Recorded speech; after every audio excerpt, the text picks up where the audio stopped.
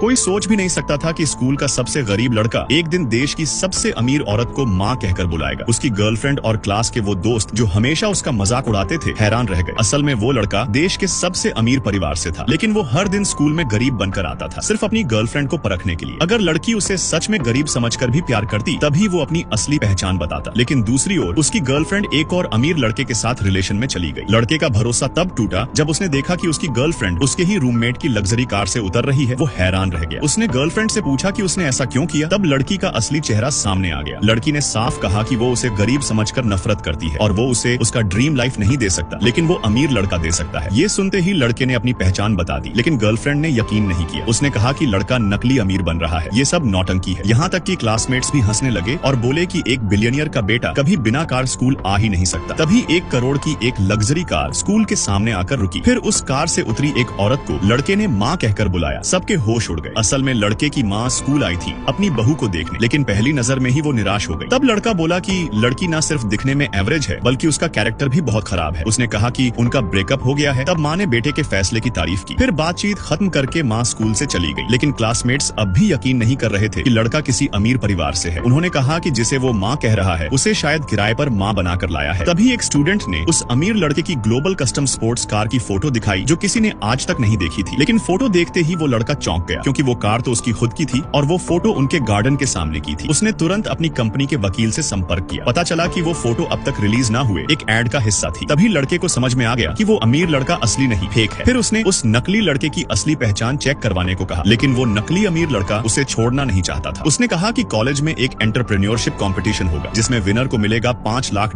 का इनाम। उसने उस लड़के को चैलेंज दिया हिस्सा लेने का। लड़का तुरंत मान गया। शर्त थी कि अगर वो हार गया तो सबके सामने घुटनों पर बैठकर माफी मांगनी होगी और स्कूल हमेशा के लिए छोड़ना होगा। लेकिन लड़के को पहले से पता था कि उस लड़के की असलियत क्या है। वो था ऐसा इंसान जिसे उसका परिवार फाइनेंशियल हेल्प देता था, लेकिन वो उस हेल्प का गलत इस्तेमाल करता था और लड़के की पहचान चुराकर स्कूल में अमीर बनकर घूमता था।